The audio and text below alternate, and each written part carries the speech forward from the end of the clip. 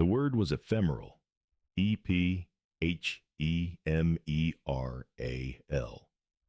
And Zersa Brennan was 11 years old, standing alone on a stage in front of 200 people, holding the trophy she had just won at the Millbrook Regional Spelling Bee, while the auditorium offered only polite, scattered applause because her father was working overtime at the plant like every Saturday for the past 3 years.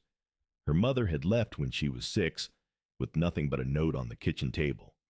And her brother Cillian, who had promised to be there, was stranded 40 minutes away with a broken-down car, leaving 3 empty seats in the 5th row, where she had saved places with her jacket.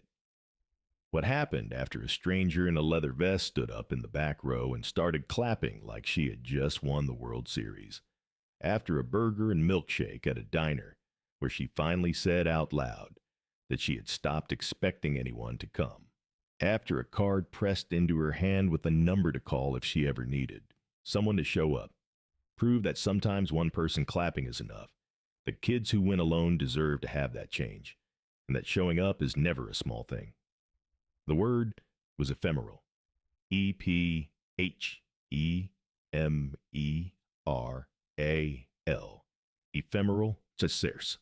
Brennan was 11 years old, standing alone on a stage in front of 200 people, and she had just won the Millbrook Regional Spelling Bee.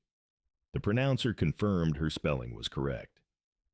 The other finalist, a boy from Jefferson Middle School, sat down in defeat. The small trophy was placed in her hands, and nobody clapped. The auditorium wasn't silent exactly. There was polite, scattered applause from teachers and judges and parents of other competitors.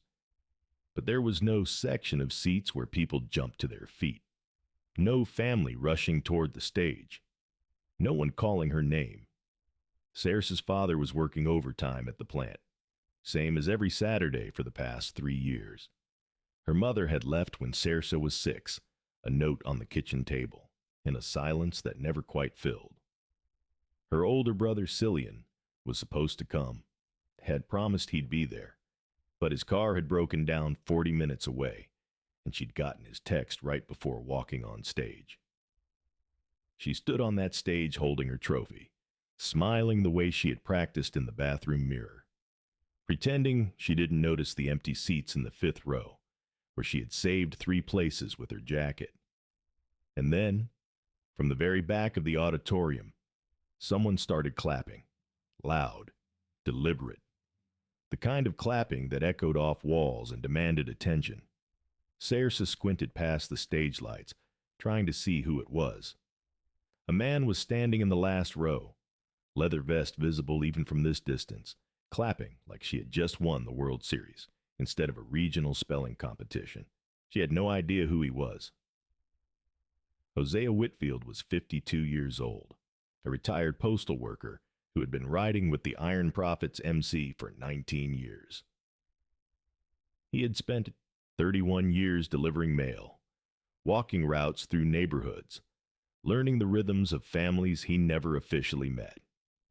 He knew which houses had kids who ran to the mailbox hoping for birthday cards, which ones had parents who worked so much the mail piled up for days, which ones had children who seemed to exist in the margins, noticed by no one. He had retired last spring, knees finally giving out from decades of walking. The Iron Prophets had given him purpose, when purpose was hard to find.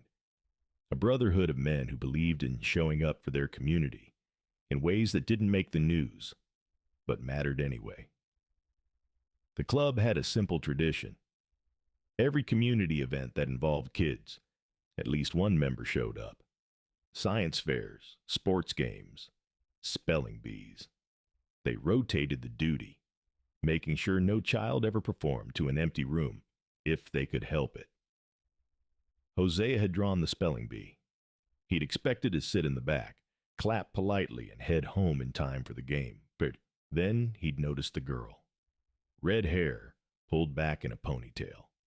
Serious face, clearly the best speller in the competition. She handled words that would have stumped most adults. But more than that, he noticed how she kept glancing at the audience between rounds.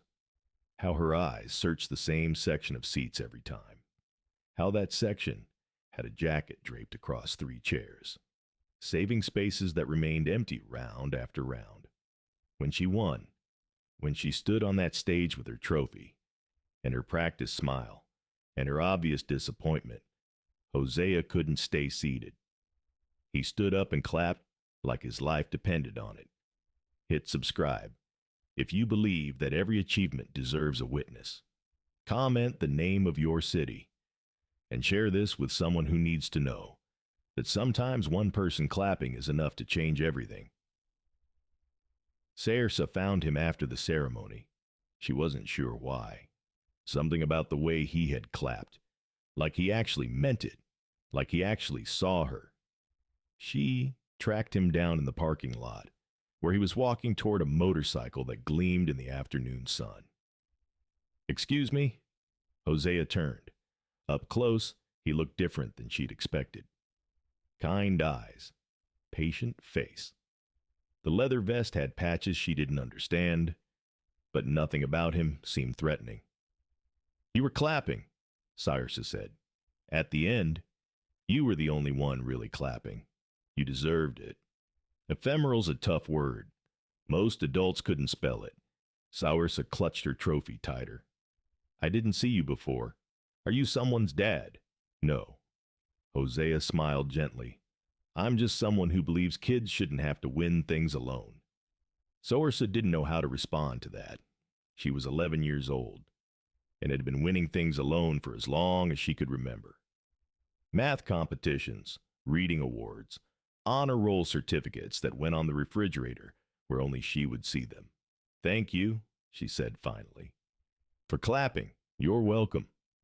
Hosea paused. "Is someone coming to pick you up?" "My brother. He's on his way. His car broke down, but he's coming." She said it with the certainty of someone who had learned to believe in things that didn't always happen. Hosea glanced around the parking lot. Other families were loading into cars, heading to celebratory dinners at restaurants where kids could order whatever they wanted because they had done something worth celebrating. "Mind if I wait with you?" he asked, "just until he gets here. Parking lots can be hectic after these things." Saoirse studied him. She had been taught about stranger danger, about men who seemed nice but weren't. But there were teachers nearby, other parents, plenty of witnesses. And something about this man felt safe in a way she couldn't explain. "Okay," she said. They sat on a bench near the entrance, watching families leave. Hosea didn't ask intrusive questions or try to fill the silence with empty chatter. He just sat beside her, present without being pushy. After a few minutes, he asked about the competition. "How long you been doing spelling bees?" "Since 3rd grade. This is my 4th regional." "4th?" He raised his eyebrows. "You won before, twice." Saoirse's voice was matter-of-fact. "Lost in the finals last year. Got cocky on acquiesce." Hosea laughed, a warm sound that made Saoirse almost smile. "That's a tricky one. Double C, S-C-E at the end. I see why it'd trip you up. You know how to spell acquiesce? 31 years delivering mail. You learn a lot of words when you're walking 6 hours a day with nothing but your thoughts." Saoirse considered this. "What was your hardest word?" Hosea thought for a moment. "Bureaucracy. Took me years to get that one right. All those vowels in a row. B-U-R-E-A-U-C-R-A-C-Y. Saoirse spelled automatically. It's actually not that bad once you break it into parts. Bureau, crazy, like democracy but with a bureau at the front." Hosea stared at her. "Kid, you're something else." Saoirse almost smiled again. Almost. 20 minutes passed, then 30. The parking lot emptied. Saoirse checked her phone again. No new messages from Cillian since the last one saying he was waiting for a tow truck. "He's probably still stuck," she said, her voice smaller now. "It's okay. I can walk home. It's only 2 miles. In this cold, it wasn't a question." The November wind had picked up, and Sairsa's jacket was thin, more for looks than warmth. I've walked it before. I'm sure you have. Hosea's voice was gentle but firm. But you shouldn't have to. Not today. Not when you just won a trophy. He pulled out his phone. Let me call someone from the club. We can give you a ride. Make sure you get home safe. Your dad can call the school to verify who we are if he wants. Sairsa's face flickered. My dad works Saturdays. He won't be home until 9. Is there another adult I could talk to? Someone who could give permission? The question hung in the air. Sairsa looked at her trophy, at the little golden figure of a person holding a book, at the engraved plaque that said regional, champion, like it meant something. There's just me, she said quietly. Me and my brother, when he's around, and my dad when he's not working. Hosea felt something tighten in his chest. An 11-year-old who had won 4 regional spelling bees and had no one to call, no one to ask permission from, no one to take her to dinner and tell her she was remarkable. Okay, he said. Here's what we're going to do. I'm going to call my friend Marcus, who's a teacher at Ridgeview Elementary. He knows your school's principal. He's going to come over here, verify that I'm not a creep, and then we're going to figure out how to get you home safe and maybe get some food in you, because I'm guessing you haven't eaten since breakfast. Sairsa blinked. How did you know I haven't eaten? Because I was 11 once, too. And when you're nervous about something, food doesn't sound good until it's over. If you're enjoying this story, hit that hype button right now. It's free, takes a second, and helps this video reach more people who need to see it. Now back to the story. Marcus Oyalaran arrived in 15 minutes. He was a big man, almost as big as Hosea. With a warm smile and credentials he showed to the remaining teachers who were locking up the auditorium. He vouched for Hosea, explained the Iron Prophets community involvement program, and within 20 minutes, everything was verified and above board. So you're the spelling bee champion, Marcus said, shaking Sairsa's hand. Hosea texted me on the way over. Ephemeral, huh? That's impressive. Thank you. What's the word mean? Lasting for a very short time. Fleeting. Marcus nodded thoughtfully. That's a good word to know. Lots of things in life are ephemeral. He glanced at Hosea. But some things aren't. They drove Sairsa to a diner 3 blocks from her house. Nothing fancy. Just a place with good burgers and milkshakes and booths where you could spread out and breathe. Hosea ordered for the table. Sairsa tried to protest, said she had $5 in her pocket, but Hosea shut that down immediately. You won a trophy today. Trophies come with free food. That's the rule. I've never heard that rule. It's a new rule. We just made it. Sairsa almost smiled.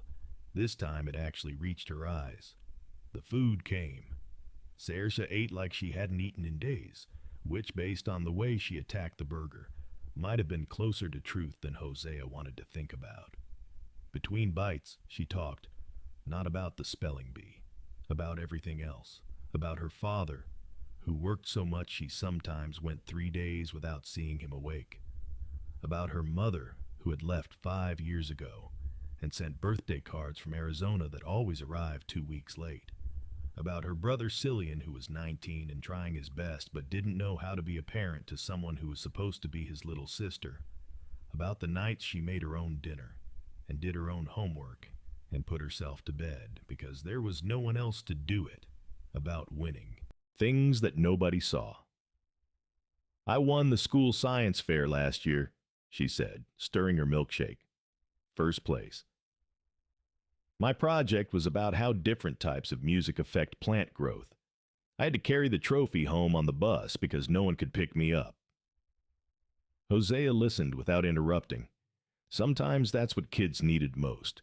Not advice, not solutions. Just someone to hear them. Do you know what the worst part is? Sairsa continued, her voice thickening. It's not that nobody comes. It's that I've stopped expecting them to. I don't even feel sad anymore. I just feel nothing. She looked at Hosea, eyes wet but not crying. Is that bad? That I don't feel sad anymore? Hosea set down his coffee. It's not bad, he said carefully. It's protection. When you get let down enough times, your heart builds walls so it doesn't hurt as much. That's survival. That's smart. He leaned forward. But here's the thing, Saoirse.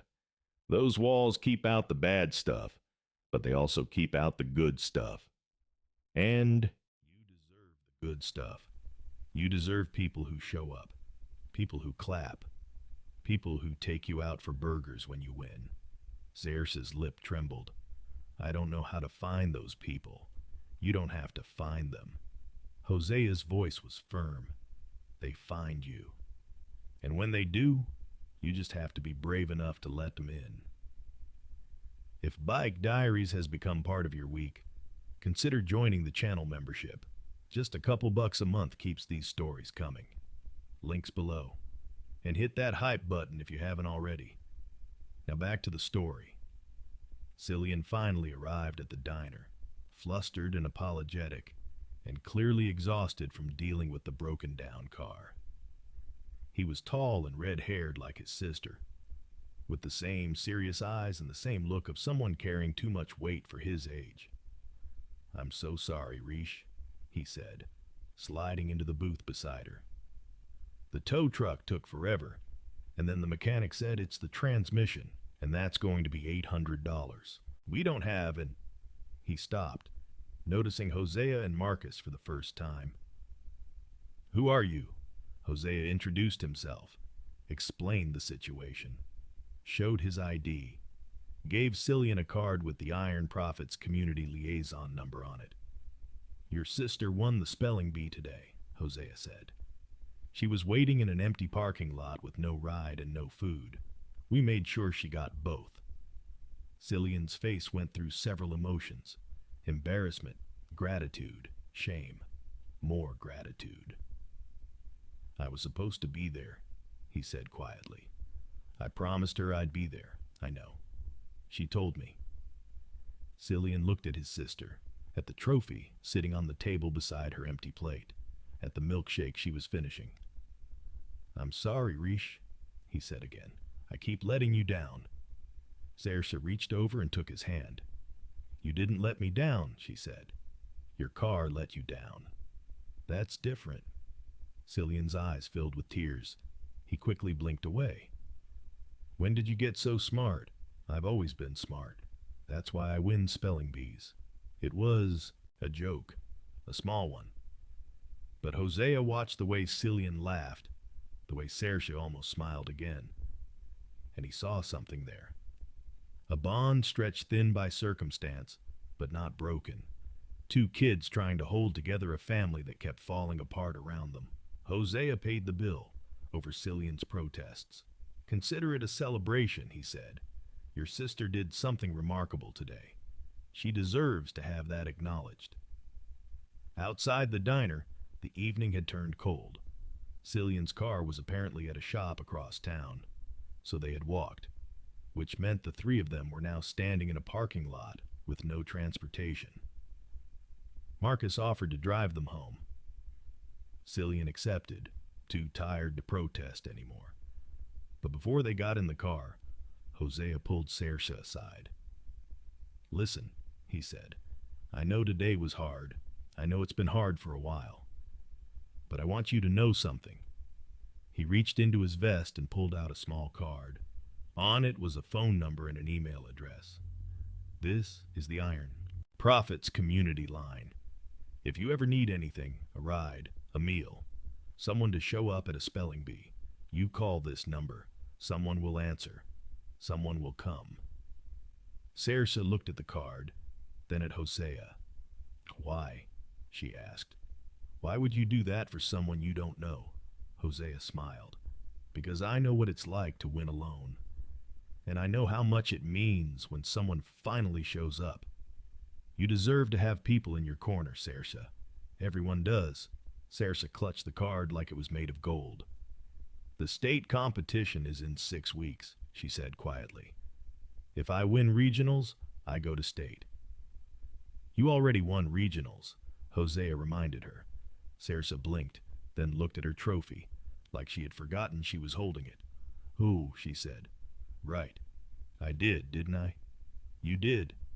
Hosea put a hand on her shoulder. So I'll see you at state. Same deal. Back row. Clapping loud, Saoirse's eyes filled with tears she didn't try to hide. You'd really come? Kid, I drove 11 years worth of mail through rain and snow and heat and dogs that wanted to eat my legs. A spelling bee is nothing, Saoirse laughed. A real laugh. Full and bright and surprised out of her. And for the first time all day, she didn't have to practice her smile. It was already there. The drive home took 12 minutes. Marcus pulled up to a small house with a patchy lawn and a porch light that flickered. It wasn't much, but it was home. And Cillian helped Saoirse out of the car with the gentleness of someone who loved her more than he knew how to show. Thank you, Cillian said to Hosea and Marcus, for everything. I don't know how to repay you. Show up for her, Hosea said simply. That's all she needs. That's all any kid needs. Cillian nodded, something shifting behind his eyes. A decision being made, a promise forming. Saoirse stood on the porch, trophy in one hand, Hosea's card in the other. Mr. Whitfield, she called out. Yeah? What does your name mean? Hosea.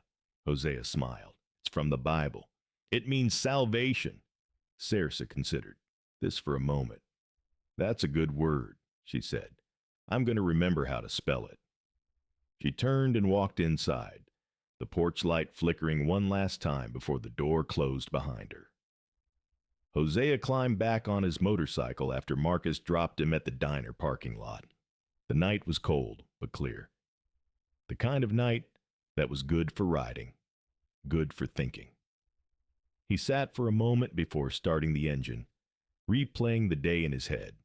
A girl who won alone, who practiced smiles in mirrors, who had stopped expecting people to show up because they never did, and one moment, one decision to stand and clap, that had opened a door. He didn't know what would come next, didn't know if Saoirse would call the number on that card, or if her brother would figure out how to be there, or if her father would ever come home early enough to see her shine. But he knew one thing. In 6 weeks, there was a state spelling bee, and he would be in the back row. Clapping. Thank you for watching this story about an 11-year-old girl who won a spelling bee and heard no one clapping until one stranger in the back row stood up and changed everything. Sometimes showing up is the whole thing. Sometimes one person clapping is enough. Sometimes a kid just needs to know that what they did mattered to someone. Anyone, even a stranger in a leather vest who happened to be there because someone had to be. If you know a child who is winning alone, show up. You don't have to know them. You don't have to be family. You just have to be present, to clap when they need it, to let them know that what they've done matters.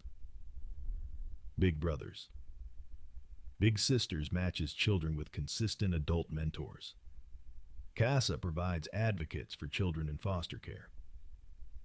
Your local school almost certainly has events where kids are performing, competing, succeeding, hoping someone will see.